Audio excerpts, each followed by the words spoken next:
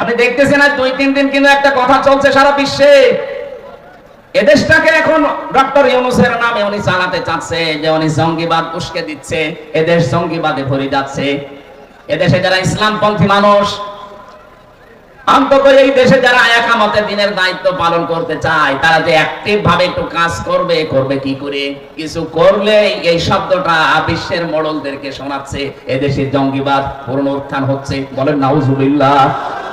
মিথ্যা এই ধোঁয়াটা তুলে কাউন্টার টেররিজম একটা ইউনিট বানিয়ে বাংলার বহু মানুষকে আপনি জীবন থেকে, দুনিয়া থেকে বিদায় করে দিয়েছেন।